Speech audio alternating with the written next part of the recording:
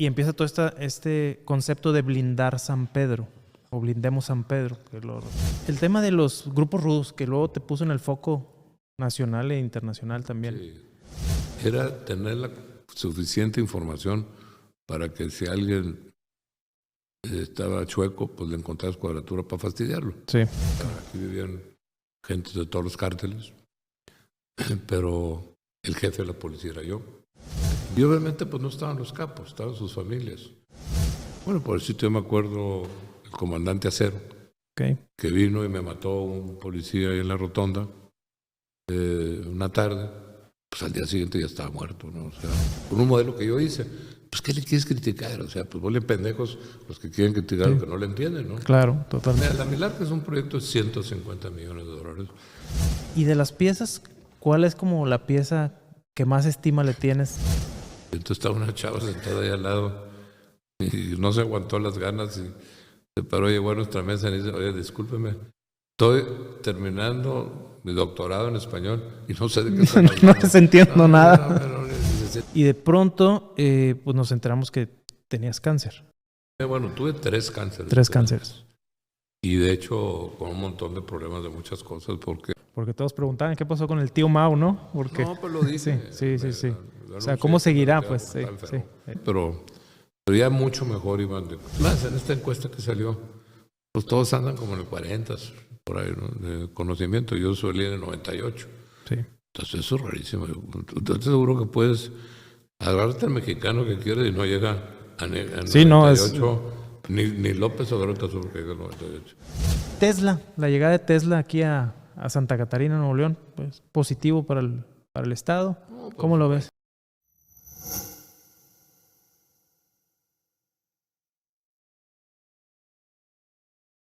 Ingeniero Mauricio Fernández, muchas gracias por recibirnos en su casa. Un placer.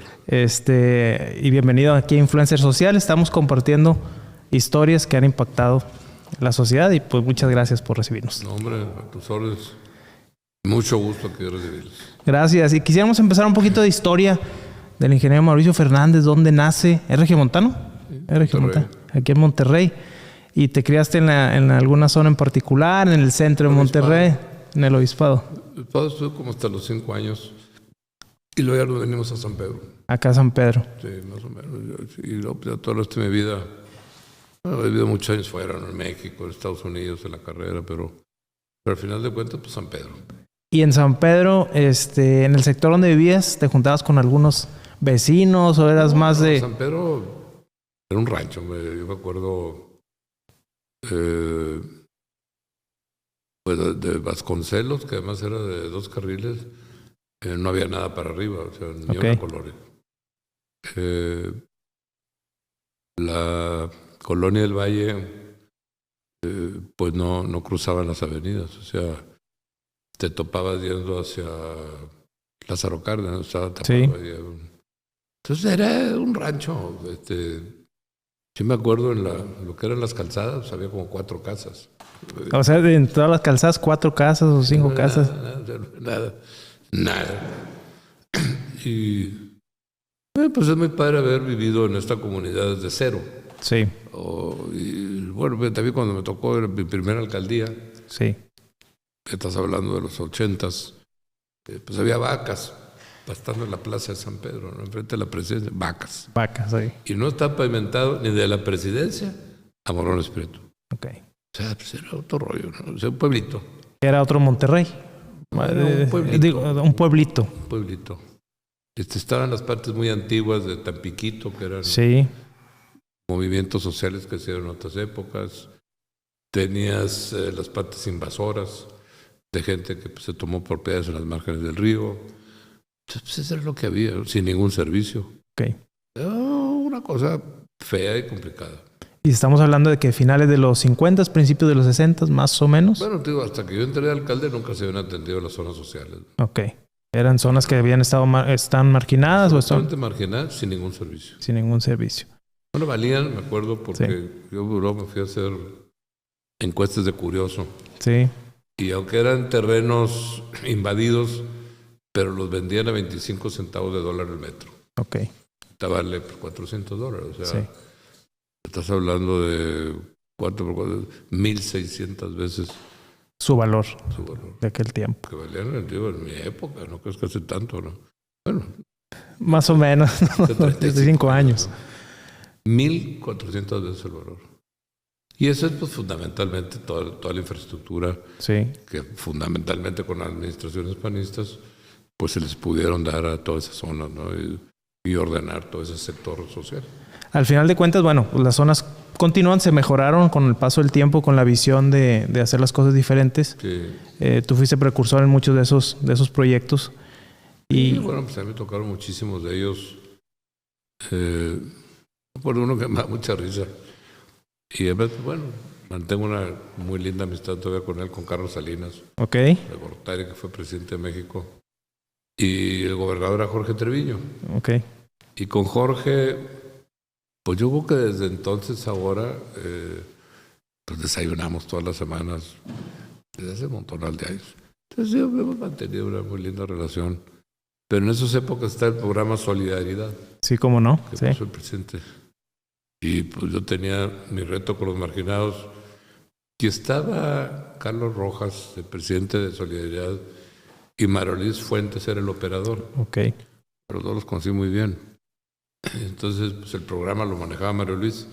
Y pues tenía dos ventajas. Una, pues yo le metí muchísimo dinero a la parte humana, que tener la capacidad de armar los proyectos. Porque tú cuando lo quisieras presentar, en diciembre se cancelaba. Sí. De ese año. Entonces, pues si lo presentabas en agosto, pues te dan septiembre, Sí. para contratar, te quedaba un mes para empezar y se cancelaba el proyecto. Tienes que volver a empezar a hacer. Entonces, como yo sabía el cuento, pues lo que hacía era adelantarme que los proyectos se aprobaran en enero Sí. y pues tenía todo el año para hacerlos. Mira, San Pedro tuvo los recursos en Solidaridad, con un grupo, vamos a decir, marginado chiquito, equivalente a San Nicolás, Guadalupe, Escobedo, Apodaca, Santa Catarina y García. O sea, eso era lo que tenía San Pedro. Pues por eso Sí. pude construir toda la infraestructura en la zona social, ¿no? O sea, tenía todo el dinero del mundo, todo el dinero del mundo. Y tu primera alcaldía fue en los 80s entonces, Sí, ¿verdad? Sí, exacto. Es después de Gilberto. Del Gilberto. Yo entré después de Gilberto. La segunda entré después de Alex. Y la tercera, ahora sí va a ser el juicio final o algo. Otra mendiga alcaldía y otro huracán de esos tamaños, de veras, es que es increíble lo duro que te pegan. La fuerza de la naturaleza, ¿no? Bueno, a mí me sirvió Gilberto para precisamente concientizar de lo mal que estaba toda esa gente. Y bueno, el gran apoyo tanto de Jorge como de Carlos, el presidente, que me dio todo el dinero del mundo, pero todo el dinero del mundo, Iván. ¿Y sigues teniendo alguna comunicación con Sí, claro. el expresidente o con Sí, Jorge? por supuesto. Ah, con Jorge me decías que sí. No, que Jorge, pues, todas las los semanas. demás. A Carlos de ahorita ya tengo un rato no verlo, pero Sí. vaya, ha venido varias veces a mi casa, me invitó a Nueva York. Siempre ha habido una muy linda relación. Bueno, vamos en el tiempo. Y luego te metes a estudiar ingeniería. Estudias ingeniero en Estados Unidos. Yo soy ingeniero, pero un ingeniero administrador. Ok. Una carrera que inventaron en los 70s en Estados Unidos por salirse de las especialidades. Ok. Que era una visión un poco más amplia, no solo de la parte ingenieril, sino administrativa. Pues era quitarte físico nuclear, químico, Ok. lo que fuera, demasiado especialista, matemático, lo que fuera. Entonces querían a alguien que le entendieras a varios temas, ¿no? Entonces hicieron una cosa que se llamaba Industrial Management. Ok. Entonces esa fue una carrera nueva en la cual yo me divertí mucho porque además te graduaban como bueno para nada, o sea, con una probadita de muchas áreas Ok. y temas, pero un poco en la visión de que entendieras muchas cosas. Y luego pues ya te enfocaras a por dónde te podías ir una maestría o un doctorado, ¿no? Ok. Entonces era como enfrentarte a un conocimiento nuevo. Yo la gocé. La gozaste. ¿Y fue en Estados Unidos? ¿En dónde? Estados Unidos. ¿En qué En el ciudad? estado de Indiana, en Purdue, En el estado de Indiana. en Lafayette, Indiana. Luego terminas de estudiar, regresas acá a San Pedro o a Monterrey e inmediato empiezas No, me fui a la Ciudad de México. a Ciudad de México. Sí, ahí estuve algunos años. Luego me devolví y entré a lo que entonces se llamaba el Grupo Conductores Monterrey, Sí. pues ahora Sinus, y pues al poco tiempo fui el director de finanzas del grupo, y pues la verdad es muy padre, porque me tocó bien chavillo, me tocó la devaluación, la gran devaluación, Sí. que además yo le aposté a que se iba a dar, Sí. y yo creo que los únicos que Que fue a finales de los 70, 78, por ahí, ¿no? son los únicos que la visualizamos, o me tocó visualizarla. Y además teníamos hasta coberturas para la devaluación. Entonces financieramente me fue de maravilla, o sea, mejor no me puede haber ido, ¿no? Y luego ya de ahí me vine al Grupo Alfa y acabé de director general de Casolar, el proyecto de turismo de bienes raíces. Y ya, yo por ahí, además pues han dado un poco de todo. Y ahí ya traía la cosquilla del tema de la política o del tema de atender estas causas sociales, estas zonas. Yo no me acuerdo. ¿O cuándo salí fue? En el 82 de Alfa, más o menos. Estuve desde los fines de los 70 al principio de los 80.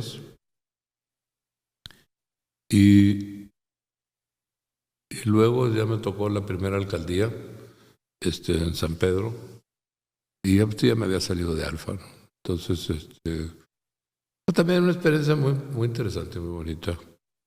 Bueno, yo tenía casi 7,000 gentes que me reportaban en Alfa, ¿no? Y luego de una cosa y de otra, de ahí luego me fui a Cuba. Ok. Estuve trabajando de hecho, con Fidel Castro un par de años. Pues ahí tuve muchos proyectos, ¿no? Llegué a tener miles y miles y miles de gentes. ¿Dentro de la administración? ¿O por fuera como asesor o algo así en Cuba? No, lo que pasa es que me dieron, haz de cuenta, concesiones de la industria textil. Ok. Pues tenía 70,000 gentes trabajando, no me acuerdo cuántas, pero una barbaridad, 40,000 para acá es lo mismo, ¿no? No me acuerdo el número, pero eran muchísimos miles. Y luego, pues sí me tocaron ya trabajos pues el decreto de ley 50, modificar lo que era el de inversión extranjera. Me dieron muchas chances de andarle moviendo ahí a los camotes. Sí, ¿y 2 años estuviste yendo y viniendo o te trasladaste ya por periodos largos? Cada 15 días. Sí. Lo conoces perfecto. Bueno, pues lo que me tocó vivirlo entonces, ¿no? Sí. Y luego, pues sí tuve una relación muy cercana con Laje, con Carlos, que era el primer ministro. Sí. Y luego, pues con Fidel. Entonces a Fidel, pues lo vi muchas veces. Lo conviví muchas veces. Que por ahí tienes una fotografía, veía en otro una foto muy una rara, entrevista, ¿sí? Porque ahorita te la mando a pedir. Sí. La edad se fue. Pero muy rara porque estoy sentado con él, pero me puso para Mauricio fraternalmente Fidel Castro. Y la palabra fraternal en el buen español, pues como un hermano, ¿no? O sea, no es un amigo. Claro. Entonces, que le entiende español, hay gentes que han visto mis fotos. O sea, nadie sabía la relación tan cercana y tan fuerte que yo tenía con Fidel. Sí. Pues, la única forma que lo puedes super comprobar es pues, con esa firma que me puso, con esa foto y con esa dedicatoria, ¿no? Claro. ¿Y esa él te la regaló al final o durante el tiempo que estuviste allá? En el 92 creo que luego sí. Y luego ya en el Senado en el 94, les vamos a todos los senadores del PAN a Cuba. Obviamente nos recibió Fidel y muchas cosas. Yo lo sigo viendo. Yo ya me salí un poco de Cuba y más con el tema del Senado, que entré en el 94. Pero ya fue un poco mi salida de Cuba.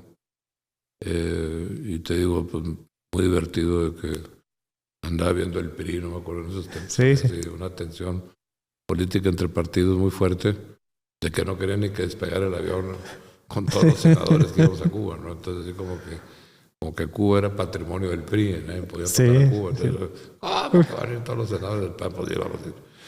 Entonces, pues un poco eso yo lo arreglé, ¿no?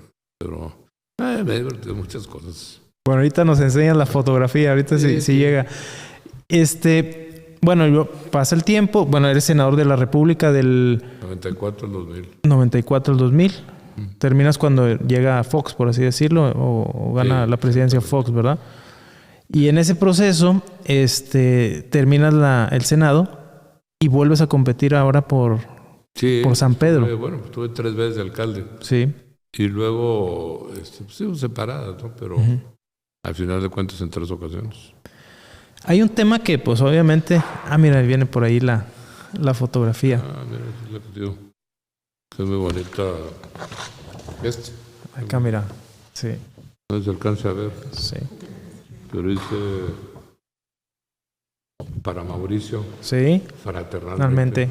Fidel Castro, ¿no? Y eso, te creo que no hay en el mundo que tenga una foto así. Una fotografía de ese tipo, ¿no? Fraternalmente, sí, porque es algo más cercano que para mi amigo o algo de eso, para mi hermano prácticamente. Es sobre todo tu hermano, ¿no? Sí. Pues es una foto muy rara. Mauricio, entonces, te comentaba, hay un tema, pues obviamente cuando se viene todo el asunto de la inseguridad, pues te toca ser alcalde en ese tiempo. Sí, muy difícil, ¿no? Y empieza todo este concepto de blindar San Pedro, o blindemos San Pedro, que lo recuerdo muy bien. ¿Esa idea en qué consistía? Platícanos un poquito. ¿Sí? Pues en atender el tema, porque no era simplemente un tema más, sino que tenías que entender que seguridad era todo un tema. Entonces, si no hablabas de blindar, pues era decir, métele todo lo que puedas al tema, porque si no, te cuento no va a jalar, ¿no? Entonces, o va a jalar muy mal. Entonces, el hecho de blindar era concientizar a la gente que tenemos que meterle muchísimo dinero al tema, que no era nada más una partida más en el balance municipal. Así es. Entonces, el tema de blindar, pues era decir, oye, ¿cómo aseguramos para que esta cosa esté blindada? Entonces, pues va a requerir una barbaridad de dinero. Entonces, pues siempre empezó el proyecto de cámaras, que no sé cuántas miles hay ahora, y pues los C4, sí, hay 2, y en fin, muchas cosas, ¿no? Que se hicieron ya con una conciencia de que había que montar toda una infraestructura para tener más conocimiento que pasaba en el tema de seguridad. Entonces, ese fue un poco el tema. Pero te digo, pues en condiciones muy adversas y muy difíciles. Sí, cómo no. Sí, era cuando la delincuencia estaba muy compleja. Había 3 secuestros por semana aquí en San Pedro, más o menos.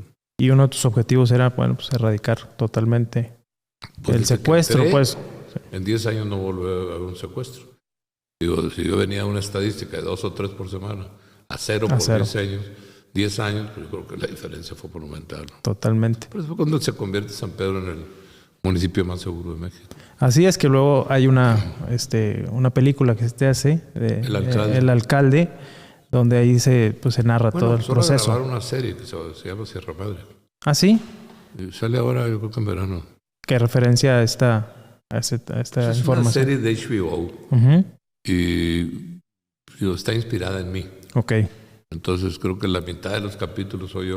Ok. Y la otra mitad... ¿Con el mismo nombre o te lo cambian ahí para...? No, me cambiaron el nombre. Ok. Pero la mitad de los capítulos, 6 de los 9, no sé cuántos están, soy yo el personaje. Va a ser muy obvio la película. Sí. Y los otros, pues no, están ahí inventados, ¿no? Y esa pues debe salir pronto, pero esa se hace mucho ruido. Sí, ¿verdad? El tema... Dieron $20 millones para... No, pues todo, una lana, ¿no? Para producirla. El tema de los grupos rudos, que luego te puso en el foco nacional e internacional también. Sí. No, mira, eso yo creo que algo que nunca nadie le entendió. Era tener la suficiente información para que si alguien estaba chueco, pues le encontraras cuadratura para fastidiarlo. Sí. Entonces, pues es un concepto de rudeza, pero no de que el rudo te fuera a agredir o a hacerte algo, ¿no? Era simplemente que era una visión institucional de que supieras que había mucha gente encargada de que te fuera mal. Okay. Entonces, pues teníamos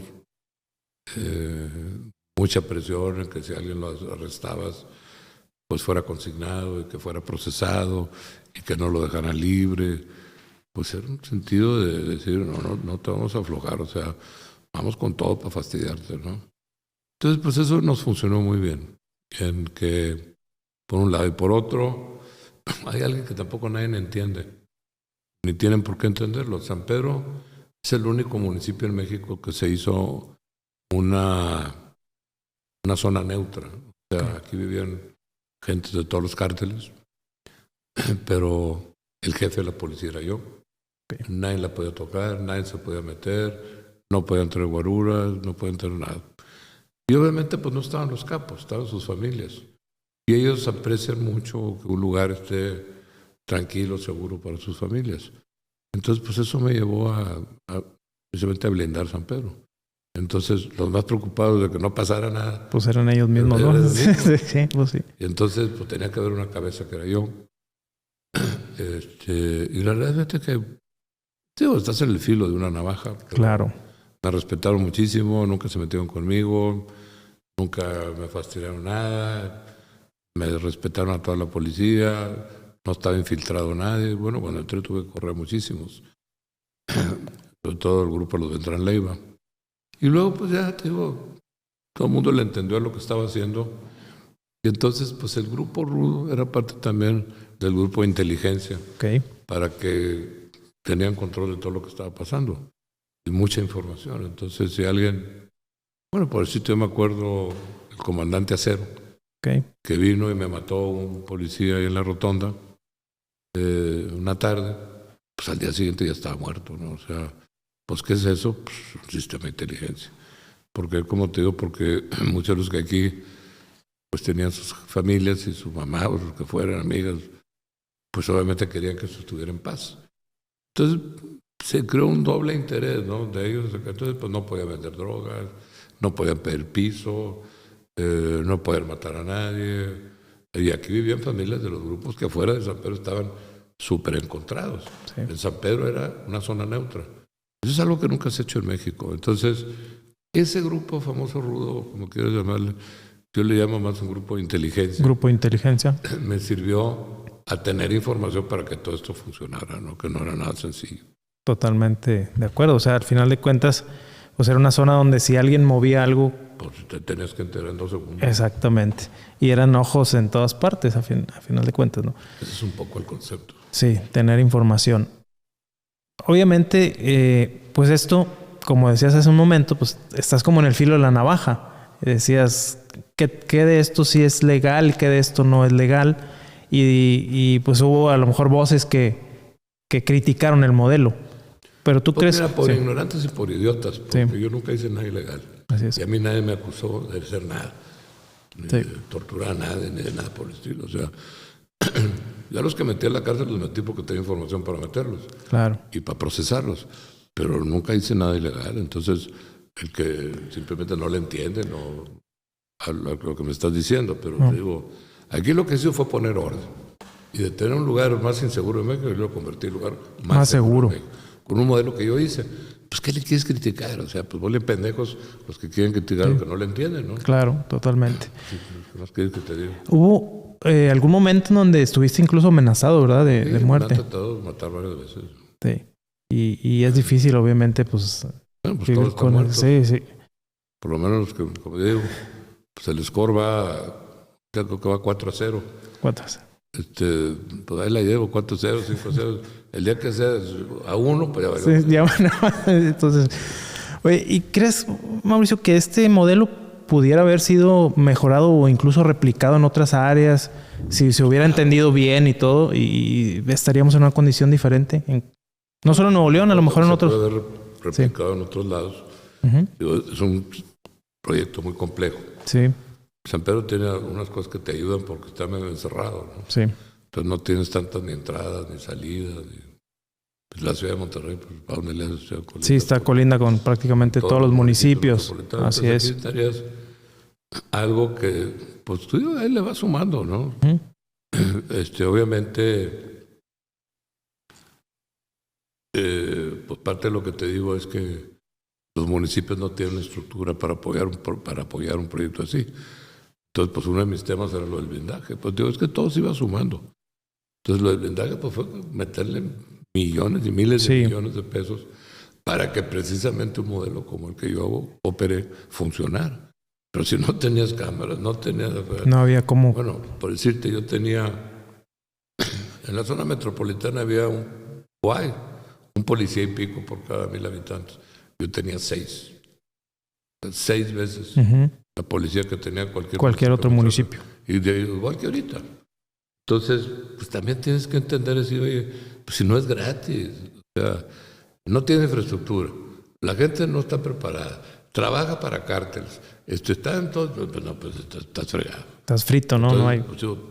pues, replantear todo el proyecto era un tema muy complejo, pero te digo, yo me fui parte por parte, o sea, lo tecnológico lo arreglamos, pues el control de la policía se logró que estuviera limpia, el número de policías, pues los estándares mundiales son 3, la zona metropolitana tiene 1, yo tenía 6, Sí. el doble de los estándares mundiales, pues era una barbaridad de policías, y además 100 de ellos eran del ejército mexicano, Okay. entonces que me apoyaban en sus labores.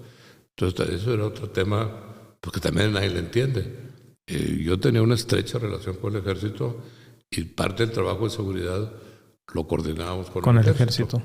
Entonces, pues, a mí eso me ayudó también una barbaridad, ¿no? Entonces, pues, yo les ponía aquí lo que yo podía para que me ayudaran en las labores de seguridad. Pues eso también no se da en otros lados. Yo tenía... Mira, lo que tiene la zona metropolitana por policía, aún al día de hoy, es lo que yo tenía del ejército nada más. Okay. Nada más del ejército. Nada más de puro ejército. De puro ejército. Y si hubo entonces... 5 veces los civiles. Y obviamente pues hubo un apoyo de la federación por parte del ejército, ¿verdad? De las Fuerzas Armadas. Por supuesto. Y había, bueno, pues estaba la Secretaría de Seguridad también, que esa no intervenía tanto. Veíamos como que más militares pues operando y trabajando. No, al Estado no lo dejaron entrar. Ni al Estado ni a la Policía Federal tampoco, ¿verdad? En su tiempo. No, era el ejército era el que tenía... Lo respetábamos y todo, pero yo sentía que eran organizaciones muy complicadas y pues, muy como tener intervenidas. Sí, ¿verdad? Al final entonces, no, yo aquí paso. Entonces lo único que trabajábamos era con el ejército. Y nos fue muy bien. Después, bueno, estamos hablando de los años del tercer trienio, ¿verdad? De alcalde. Y bueno, es como el gran... Fue el segundo. Y ese fue como el gran legado de seguridad con el modelo de blindaje. Y como te identificamos mucho, a final de cuentas, como una persona que le entraba. ¿Sí? Mi primera alcaldía fue infraestructura. Los parques, todo, ¿no? El primer proyecto urbano de México. 40 temas que fuimos pioneros. Que fue visionario. Que es el planteamiento del futuro de San Pedro, que se llama San Pedro a 30 años. Que todavía se siguen haciendo algunas obras, ¿no? O sea, de lo que se visionó en aquel tiempo, como la calzada, como todo eso. Todo. Pues el Parque Tamayo yo lo hice, Cloutier en las zonas marginales, todo. O sea, Chipinque con Jorge Treviño, pues todo. Pues de todas las áreas verdes de San Pedro me tocaron hacer también. Bueno, ahora Miguel le puso pasto a las que recuperé con los juegos de los niños chiquillos de Pumas y Avispones. Pero fundamentalmente son dos terrenos que recuperé. Ya no me tocó el tiempo a mí por hacer lo que ahora se hizo. Pero, vaya, lo que te digo, fue mi administración de la creación de la infraestructura. Entonces, le quité las facultades de desarrollo urbano al Estado, que yo fui el pionero. Hicimos el primer plan municipal de desarrollo urbano a nivel nacional. Y como eso, 1000 cosas. Luego, la segunda administración fue la de seguridad, que también arreglamos la bronca. Y la tercera fue a lo que yo le llamo los primeros lugares, ¿no? O sea, dejar con cero deuda, la mejor opinión de la gente de seguridad, los mejores servicios públicos, la mejor calificación financiera en la historia de un municipio de México y por el estilo de 40 primeros lugares. Entonces, pues eso fue poner a San Pedro en primer lugar mundial. Y fueron, pues, digo, muchísimos temas de esos primeros lugares que fue, como te digo, la tercera administración. Entonces, puedo decir ahora sí, yo le dejé 1,000 millones a Miguel. ¿Quién te deja 1,000 millones? ¿No? Sí, no. La infraestructura de poder decirte del modelo financiero, bueno, pues es el municipio más bien estructurado en saber cobrar prediales, en sus valores catastrales, todo. O sea, me acuerdo, el porcentaje de lo que nosotros cobramos de predial es el doble del municipio que nos sigue en México. El doble del que le sigue el segundo lugar, por así decirlo. Muchísimo. Pues sí. ¿No? Porque repelan, pues no cobran los alcaldes, ¿no? O sea, pues yo No tiene lana por burros, no porque no haya lana, ¿no? Sí. Pues este es el cuento. Terminas la tercera administración y viene todo pues boom también en las redes sociales, donde empezamos a compartir un poco más de cosas y conocemos empezamos a conocer más, porque esto toda la vida lo has hecho, lo del coleccionismo y lo de lo que nos compartes de la información que tienes aquí en tu casa y lo de la Milarca, etcétera. ¿Cómo fue el tema del coleccionismo? ¿Siempre te gustó desde pequeño? Sí. Nada más que muchos de mis temas son proyectos de vida, no son proyectos de un año. Mi colección pues, es un proyecto de 50 años. Lo que va a la Milarca es un proyecto de 50 años. Todos esos temas son de toda una vida, ¿no? Mis investigaciones numismáticas, lo que he publicado, en fin. Ya son proyectos de mucho más tiempo, ¿no? Que ahora pues, también va la Milarca, el Museo de Numismática. Pero es un proyecto también de 50 años. Entonces, digo, pues todo eso es ya ir poniendo en orden pues toda una vida, ¿no? Entonces, eso es un gran proyecto. O sea, yo creo que es el museo más importante de México, por lejos. Digo que respetando antropología, ¿no? Pero quitando antropología, que además está especializada en un tema, la Milarca va a ser una verdadera locura a nivel, por supuesto, nacional. Así es, porque trae el tema, como comentas, numismática, paleontología, arqueología. Es una colección ecléctica, ¿no? Okay. Tiene el primer cuadro de Frida Kahlo, el más importante cuadro de Diego Rivera, un T-Rex. O sea, sí. Estás hablando de piezas que valen una verdadera fortuna, ¿no? Este es el pescado más importante del mundo. Sí, el que está aquí en el fondo. Máximos.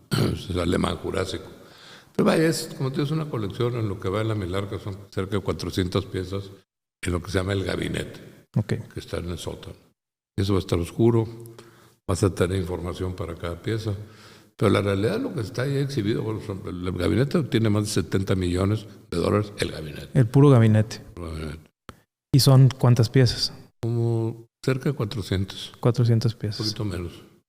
Y ahorita lo que están construyendo, ya hay, por ejemplo, estos techos ya están instalados y las piezas como más grandes. Valen otros $50 millones. Sí. O sea, mira, la Milarca es un proyecto de $150 millones, cosa que los museos en general pues les hacen los edificios, los de lo que hay en Nuevo León, pero no tienen nada adentro, ¿no? Sí. O sea, Marco, por decirte, ¿no? Es un museo que es un edificiazo y todo, pero no tienen obra, ¿no? Entonces es muy difícil mantenerlos así. Así. Más allá de lo que se va a exponer, el dejar pues obviamente un legado como el que se está haciendo con la Milarca, pues tiene también un impacto social muy importante. Esto va a tener costo, va a ser abierto al público, ¿no? ¿Cómo se irá a manejar? Igual que cualquier otro museo. Lo que ahorita están definiendo es quién lo va a operar, si el municipio o el Estado. O un patronato o alguien que pueda, de alguna manera. O el Estado. Yo creo que va a acabar en el Estado, pero vamos a ver cómo se arreglan las cosas. Y de las piezas, ¿cuál es como la pieza que más estima le tienes de lo que se va a publicar? Una colección de ese tipo, la realidad, son demasiadas cosas que sí. Aprecio una barbaridad, pero pues, obviamente para mí los techos son emblemáticos. Sí. ¿no? Son joyas del Renacimiento cuando en 2 o 3 de ellos todavía se descubrió América, ¿no? Cuando se construyeron. Entonces, pues sí son piezas muy, muy importantes a nivel mundial, ¿no? Entonces, platícanos un poquito, Mauricio, cómo llegaron las piezas, en qué tiempo, cómo le hiciste para tenerlas por acá. El techo fue... ofrecieron 2 techos en una revista en Estados Unidos. Ahí lo vimos la publicación, yo mandé pedir información. Yo tenía 20 y pico de años y todos mis ahorros, de todo lo que yo tenía, de mi esposa lo también, invertiste ahí para comprar el maldito techo. Que todos, me acuerdo, mis hermanos se burlaban, me decían, ahora te llegan los camiones llenos de polillo, no sé qué me va a llegar. Pero, o sea, no los viste, o sea, no los habías visto, los compraste por la revista y daron alguna referencia que has de haber checado. Pero sí. Los techos están desarmados. Ok. Desde que los sacaron de España venían desarmados, entonces nadie los había vuelto a armar. Y eran de Randolph Hearst, el ciudadano Kane. Okay. Y él nunca los armó tampoco, entonces era así como... A lo mejor tenían decenas de años ahí desarmados y... No, sí. Por supuesto. Sí. Estos llegaron a principios de 1900 y pues se pasaron 100 años que para allá y para acá. ¿Y cómo le hiciste cómo le hicieron para armarlo sin manual ni nada? Bueno, fue todo un reto, ¿no? Un reto, ¿no? Porque un restaurador que lo quise muchísimo, Manuel Serrano, que falleció hace poco. Él estuvo en Sudamérica y todo, aprendiendo un poco de estos techos. San Francisco de Tlaxcala, en México, se llaman techos de par y nudillo, ese tipo de techo. Okay. Entonces, porque había comprado el grandote. Entonces, pues fue un proceso y luego encontramos un libro de López de Arenas que encontramos, curiosamente, uno de los ejemplares originales. Pues le lees, pero no le entiendes nada. Español antiguo. Y luego pues lo tradujimos a un español que le entendiéramos.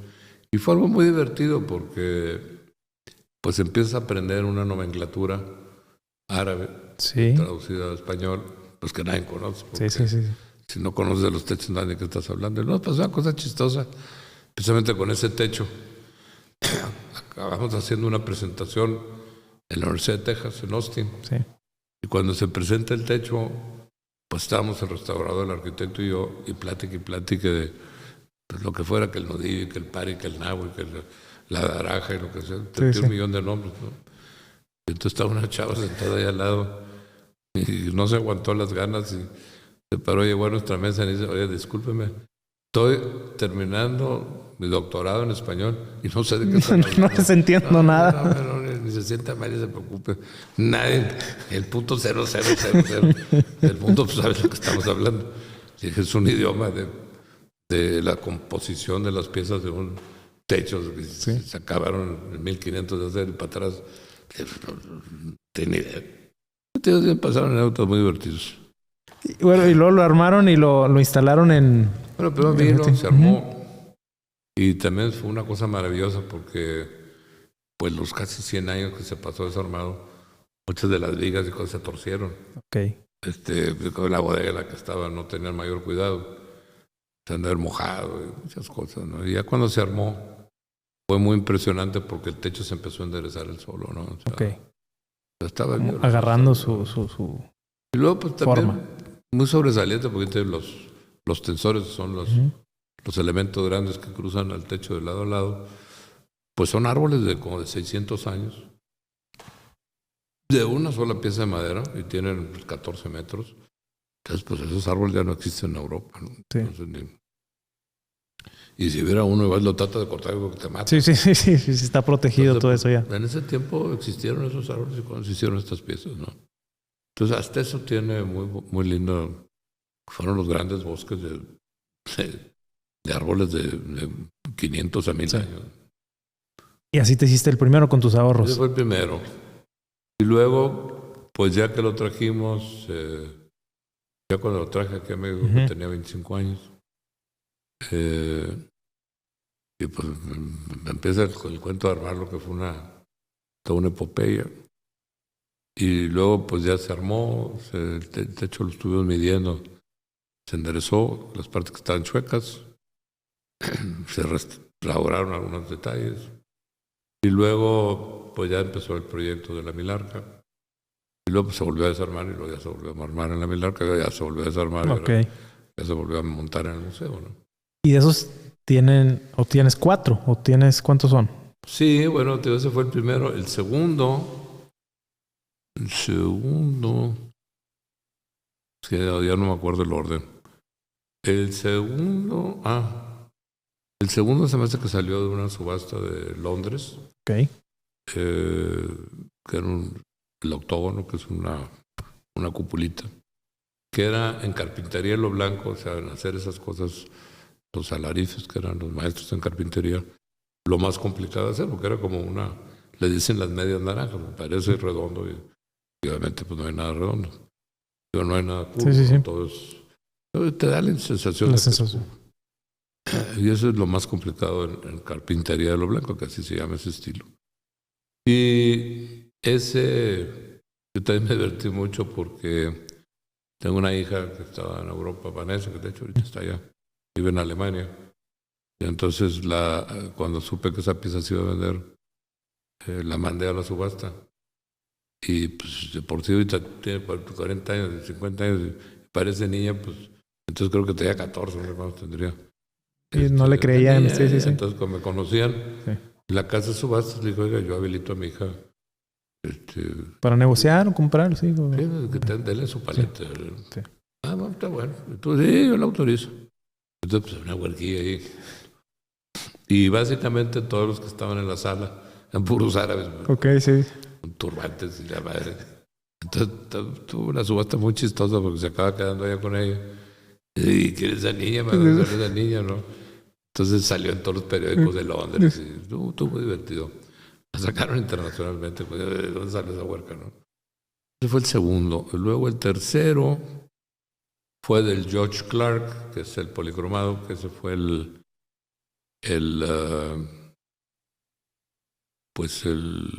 se llamaría el fiscal general de California. Ok. En la época de Ronald Reagan. Y a él le compré el tercer techo. Que ese nos resultó una verdadera maravilla porque pues al final de cuentas venía negro y lo que no sabíamos es que los colores originales estaban abajo. O sea, el techo se había puesto negro por el humo. Ok. Es un techo que tiene como 800 años y se humió y se llama hollín. Sí. Entonces ya cuando lo limpian, empiezan a limpiarlo, empezaron a salir todos los colores. Que afortunadamente el hollín los conservó, los cuidó. Sí. Entonces, una verdadera así, locura. Y luego, el último yo creo que fue el de cerámica, que lo había comprado en una subasta. Ese también era, todos eran de Hearst. Y el cerámico lo compra una persona que también pues acaba muriendo y luego su fundación lo vende. Pero él sí lo montó. Los demás no se habían montado. Y curiosamente luego ya pues investigaciones en España, es que es el único que queda en el mundo de cerámica. El único. Sí. Entonces, es una pieza importantísima. Este es de Sevilla, como de 1505. Y luego pues el policromado me han ayudado en la Sociedad Heráldica Complutense de Madrid. Sí. Y total, ese me lo pusieron como de 3/4 de 1300, o sea, como de 1370 por ahí. Y luego el octógono, que es el que compré en la subasta de Londres, ese tiene unas inscripciones en árabe. No las ves, ¿no? Están arriba en la... Sí. Tiene una cupulita y están todas las inscripciones en árabe. Y vino gente del Museo del Prado y me ayudaron a llevarse esta información, la fotografiaron. Y es algo imaginable como en el español. Digo, que a mí me ha pasado muchas veces, pues es un libro de hace 300-400 años y batallas en saber qué están diciendo, ¿no? Pues en el árabe es igual, nomás que el árabe es súper preciso, o sea, toda la escritura árabe se va modificando, pero por muy pocos años. Entonces, tú puedes puntualizar en 20 años. Sí. ¿De cuándo es? O sea, en 20 años. Y el mío me lo pusieron de 1340 a 1360. Okay. El techo avalado por el Museo del Prado.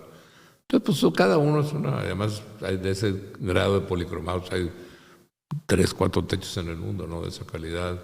El grandote de Almagro, que fue el primero que compramos, pues yo creo que es la cúpula con la mejor acústica del mundo. Okay. Para eso ahora la idea es que pues, la gente pueda convivir y disfrutar de estos espacios, los pueda rentar, ¿no? Para una boda, para un concierto, para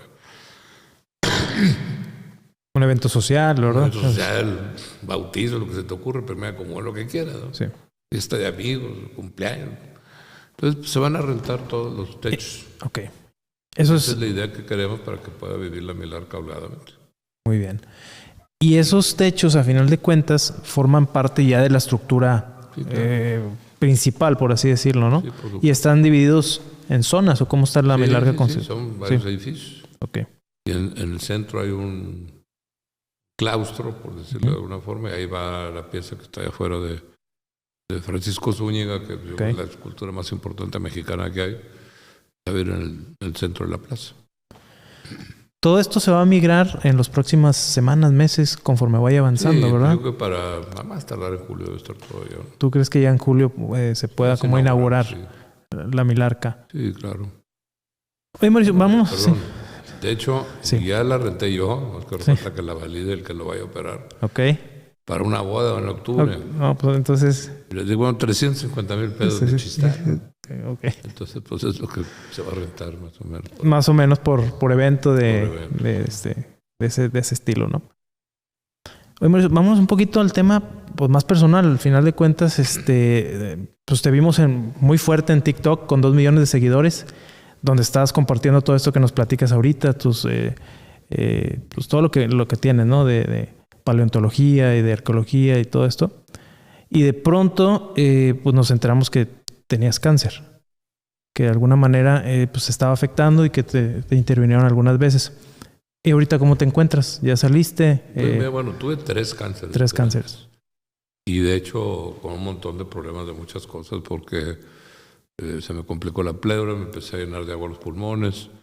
Y cuando me operan de la pleura es cuando se dan cuenta de que tenía uno de los cánceres, que era supuestamente el más riesgoso, que es el mesotelioma, así se llama.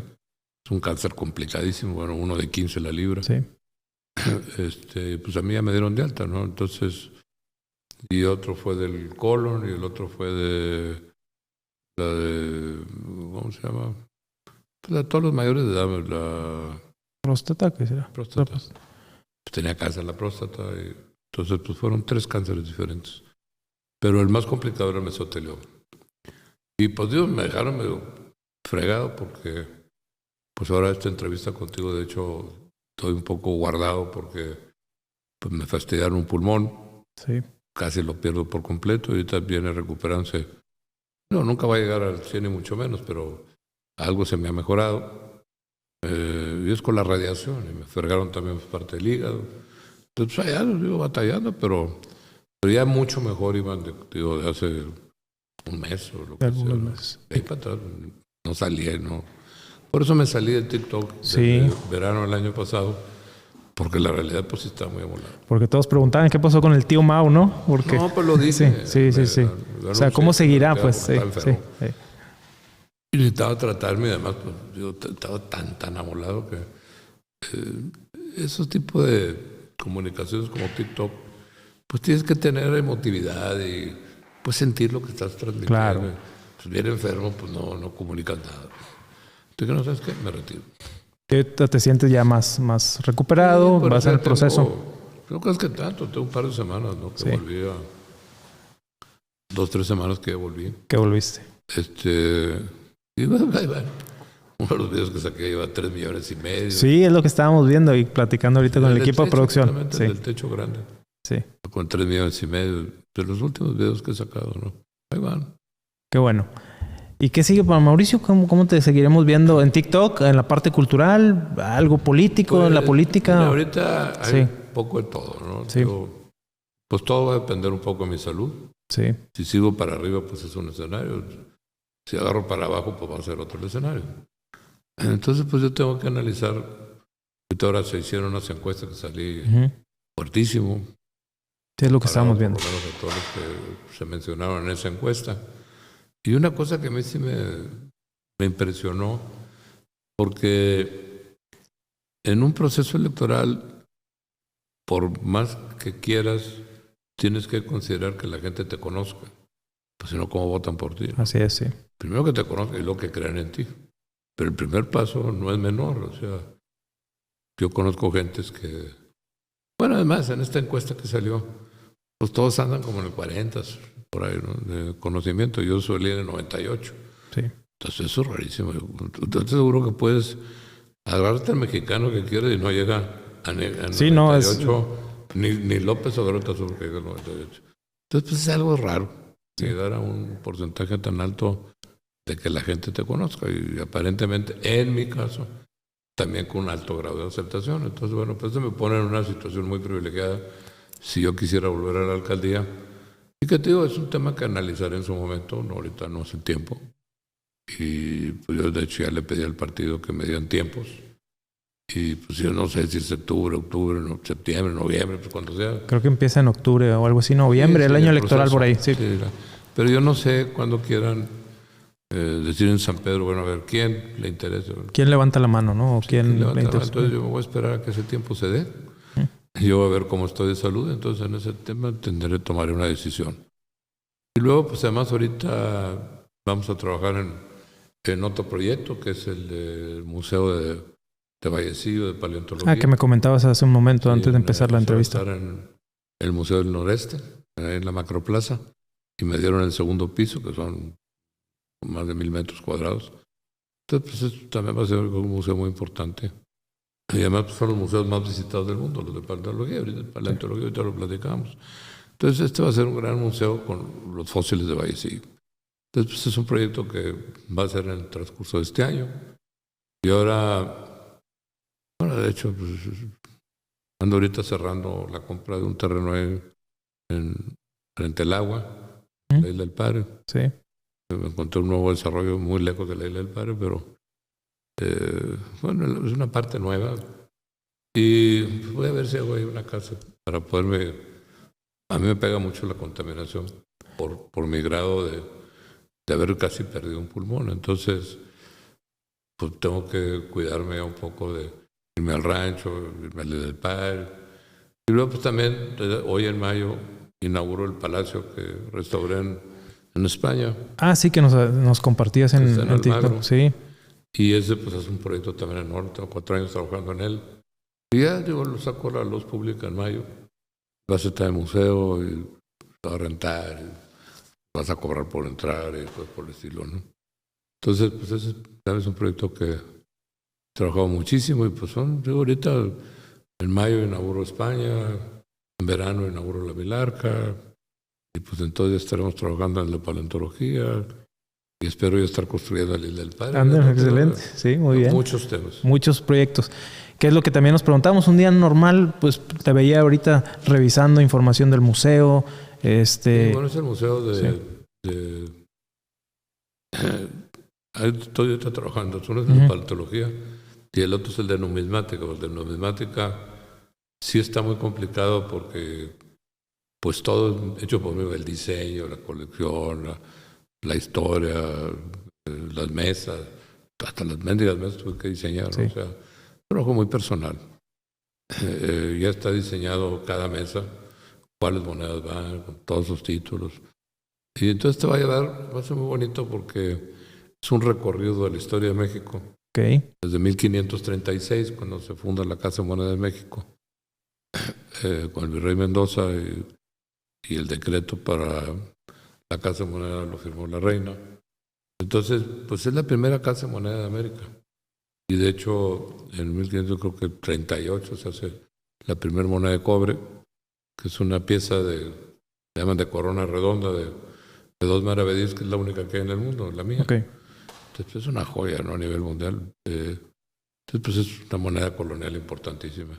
Entonces te llevo por un recorrido de los Reyes Católicos, los Carlos III, y luego va a estar muy bonito, que es una mesa vamos a decir, de 1800, de lo que era la Ciudad de México. Y la Ciudad de México hacían muchas monedas particulares que eran de las calles o de los lugares, ¿no? Entonces, circulaban monedas de los propios lugares. Entonces, pues voy a poner un mapa con los nombres viejos de las calles y luego les vamos a poner los nombres nuevos. Esas son puras monedas de fines de 1700, principios de 1800. Y luego empieza toda la parte de las monedas particulares, que es una de mis grandes colecciones. Y luego ya te vas a lo que es guerra de independencia, cosas por el estilo, ¿no? Entonces ahí vas dando un recorrido hasta que terminas con Revolución y siglo XX. Entonces, pues digo, entonces vamos a tener todos los personajes y cada mesa, como vas a ir avanzando, vas a ir guiándote en la historia de México por épocas y por tiempos. Por supuesto está la parte de haciendas, de minas. Es que en numismática cubre todos los campos, ¿no? Entonces va a estar muy ilustrativo. Y los personajes que estuvieron involucrados con esas decisiones. Entonces el museo está espectacular. Y además, fíjate qué curioso. Yo no sabía, pero ahora me están diciendo Estados Unidos que va a ser el primer museo de numismática particular del mundo. Primer museo de numismática en el mundo. Particular, pues sí. Hay de Itelana, la American Numismatic Association de Estados Unidos, tienen un museo de numismática, pero es de la asociación. Particular de alguien, no hay ninguno en el mundo.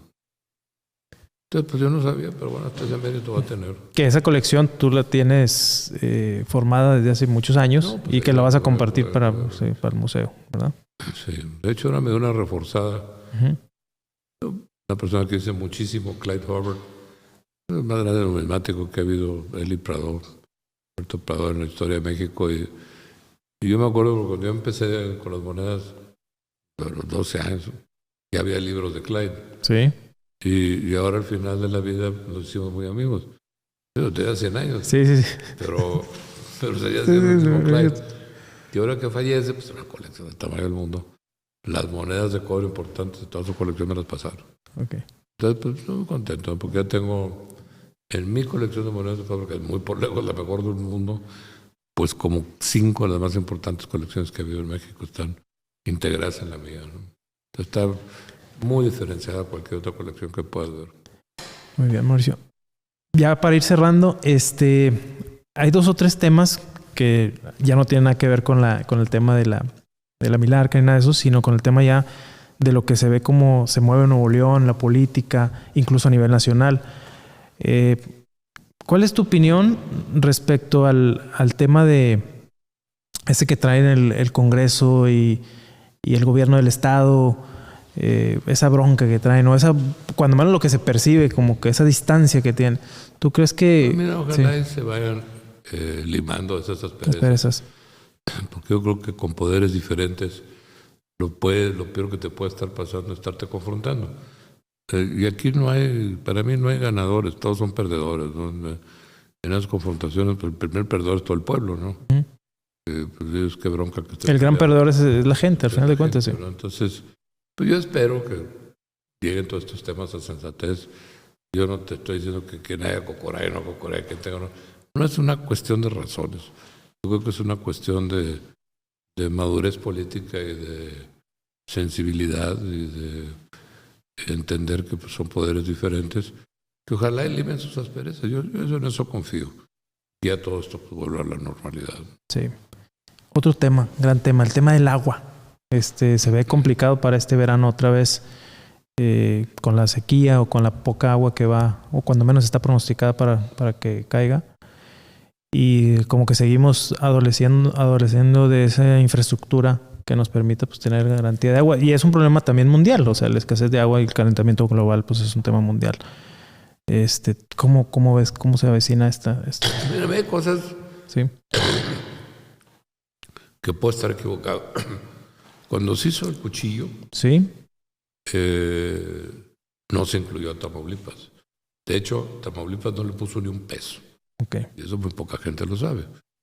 De que Tamaulipas no le puso la Federación y el Estado de Nuevo León. Entonces, pues un gobernador, que creo que fue Socaterrizo, fue el que le abrió la puerta a Tamaulipas.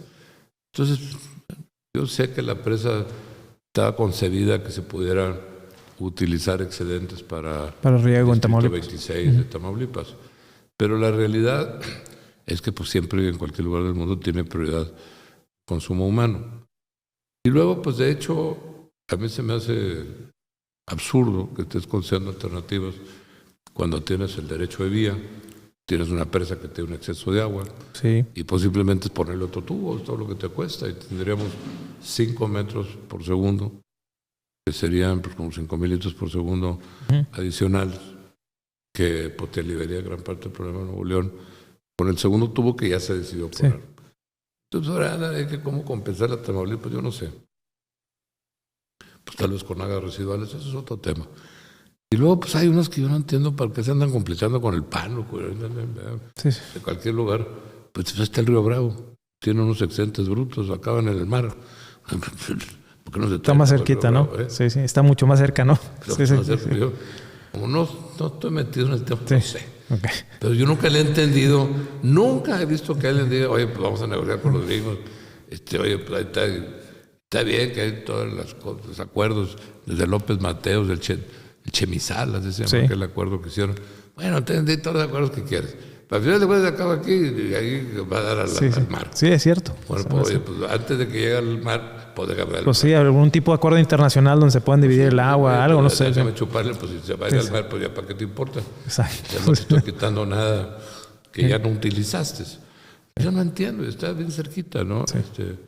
Y te andan con unos proyectos.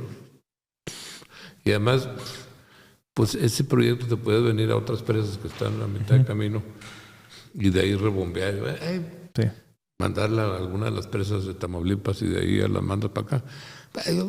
Se me conciben proyectos muy sencillos. Sí. Y luego pues existe otra que yo conozco, porque nosotros Newpec, en Alfa tiene una compañía, no sé si todas sigan o no, perforando gas shale, petróleo. Y ese proceso, curiosamente el modelo que tienen para esas perforaciones, encuentran toneladas de agua. Pero están súper profundas. Sí. O sea, a kilómetros para abajo. Sí. Pero es agua jurásica. O sea, pues hay que ver la calidad, si azufres o lo que sea, ¿verdad? No, sí, está maravillosa. Sí. La verdad que es el costo. Ok, el costo para sacarla de tanta profundidad, ¿no? Sí. Pues aquí nunca han perforado esos pozos. Sí. Y te digo, en Alfa las perforan porque lo usaban para sacar petróleo y gas en Texas. Entonces hay unos mantos acuíferos gigantescos. Y sobre todo, fíjate, curioso. Yo me acuerdo porque tú ibas platicando con él que le entendí el tema. Pero dicen que donde hay montañas de seguro hay agua abajo. Okay. Y curiosamente en Nuevo León, donde no tienen agua, es donde hay montañas que es el sur del estado. Sí. Entonces digo, ahora, como cuesta una fortuna hacer un pozo de esos y no tienes la seguridad que vas a sacarla, el líquido, bueno, pues tienes que encontrar verdaderamente cómo, pues yo te diría, entender estas nuevas tecnologías y explorarlas. Tampoco nunca he oído hablar nadie de los pozos profundos, yo los llamo pozos súper profundos, ¿no? Pero te digo de que son de toneladas de litros por segundo o cualquiera de ellos, pero de muchísimo. Yo te digo porque en el caso de Newpec sacaban toneladas de agua y es muy requerida para las perforaciones. Entonces le vendían agua a las otras perforadoras, agua que sacaban de los propios pozos de Alfa. Pero cantidades industriales de agua. O sea, ¿por qué todo está en el pánico? O sea, como que siento que hay o mucho desconocimiento de los temas y nunca he visto, te estoy comentando esta de visión mía, pues imagínate a alguien que ya le entienda el tema, pues sin duda ha de tener propuestas más sustentadas que los comentarios que yo te estoy haciendo, pero digo, yo creo que son temas que simplemente los han manoseado. Además, imagínate los derechos de paso de aquí al Pánuco, terreno por terreno, millones de ejidos. No van a acabar nunca. O sea, por eso digo, pues, para ir al cuchillo ya están los derechos de paso, ya está el acueducto, ponerle un tubo al lado es el mismo derecho de paso. Pues, ¿de qué están hablando? O sea, ¿de cómo están hablando del Pánuco cuando tenemos una presa de 1.200 millones de metros cúbicos? Que le estamos sacando 300, 400, o sea, vamos a doblarla y todavía te sobra para Tamaulipas en un momento dado, y si les falta Tamaulipas, bueno, pues se utilizó para el consumo humano en Nuevo León. Pero vaya, como te digo, yo no entiendo por qué estos temas se discuten. A ver, ¿cuánto vale el distrito de riego 26? Y creo que está salitroso. Después de tantos años de regarlo, sale el salitro, sal. Entonces creo que los terrenos ya... las cosechas que tienen son, en lo que yo entiendo... Sí, van siendo terrenos menos productivos, ¿verdad? Menos productivos, más... Si le digo a Nuevo León, oye, pues compra el distrito de riego, arreglen con la federación, quédate con todo el agua, y te vale mucho menos que este Pánuco, ¿verdad? O sea, ¿cuánto vale un ejido que pues, no se trata que se la roben, mucho menos, cómpraselas. Y luego los terrenos, pues que se vendan, que se hagan parques industriales, que no sé qué quieren hacer ahí. Pero los derechos de agua, pues ¿por qué no los puedes comprar? Un acuerdo con la federación y obviamente respetando, por supuesto, a los ejidatarios y demás. Decir, obviamente, pues nos interesan sus derechos de agua. Que existen esas negociaciones en muchos casos. Yo he negociado cosas por el estilo. Por el agua que yo tengo en Villaldama, en el Potrero, pues lo negocié con de la cuenca del Río Bravo y trasladé litros de un lugar a mi rancho. Y se permite, la CNA te lo permite. Entonces yo lo he hecho como persona física. Como particular, pues, lo que a mí me interesaba, pues, ¿por qué no lo puede hacer el Estado de Nuevo León? Vaya, Iván, yo lo que te digo es que yo creo que hay mucho tema y la realidad, bueno, fíjate, eso es famosa, la cuenca del río Bravo, Sí. pues precisamente es el agua del río. Y todos los afluentes del río Bravo van a dar esa cuenca en los cuales tiene derecho Estados Unidos y México. Entonces, mover el convenio está complicadísimo. Pero los derechos de agua no. Entonces, yo me encontré un ejido allá en Vallecillo, no me acuerdo por ahí, en un lugar, un ranchero, que tenía un trancanal de litros por segundo. Le digo, oye, le compro. Yo tengo un arroyo. Sí. Pasa en mi rancho. Digo, brota el agua en mi rancho. Pero no tengo los derechos de la CNA. Entonces le digo, oye, le compro sus derechos. Y la CNA me los transfirió a mi rancho. Entonces ahora el agua del rancho es mía. Sí. Y antes pues iba a dar al río Bravo. Sí. Pues, digo, yo creo que yo no sé. Sí, buscarle a lo mejor soluciones. Como dicen, hay que salirse un poquito de la caja a veces. No sí, yo personalmente te estoy dando ahorita 5 soluciones. Nunca he visto ni una de las que te he guardado en un medio de comunicación que diga alguien, no, pues oye, pues a ver, vamos por aquí, vamos por allá.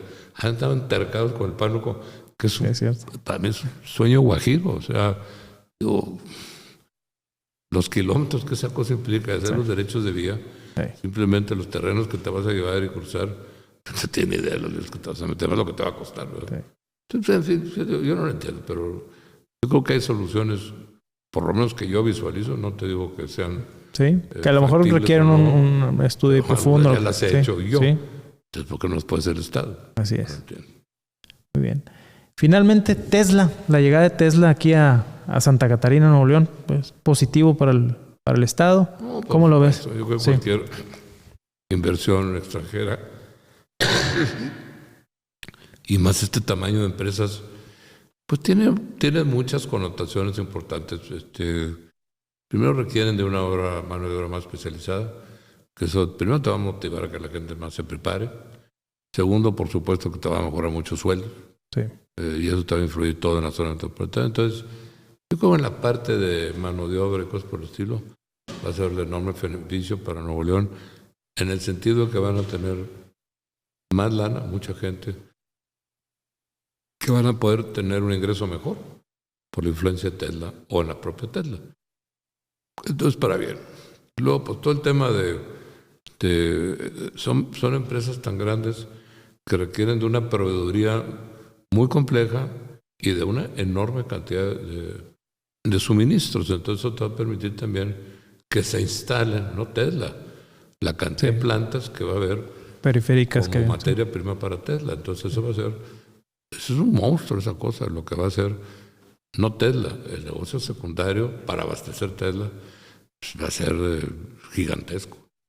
Eso tampoco yo lo he visto que nadie lo mencione, ¿no? Sí. Y pues digo, y esto te implica pues en una derrama económica importantísima, en una generación de empleo importantísima, pues una generación fiscal, no se les dio ninguna concesión de nada, en alguna forma muy relevante, en alguna forma para toda la industria de bienes raíces y por el estilo, pues eso te va a crear un boom inmobiliario enorme en toda la zona metropolitana. Pues yo creo que son puras cosas positivas, ¿no? Obviamente, mucha de la gente que está ahorita aquí, pues yo creo que es la que va a acabar trabajando ahí. Por eso te digo que eso te va a permitir que mucha gente o se prepare un poquito más, o la misma Tesla te va a ir guiando para contratarte, pues qué requerimientos debes de tener. Y si lo hacen bien, pues yo creo que muchísima gente va a salir enormemente beneficiada. Así es. Pues Mauricio, sí, muchísimas gracias por abrirnos la puerta de tu casa y por la entrevista. No, me placer. Y pues nos vemos en la próxima. Muchas gracias. Hasta pronto. Encantado.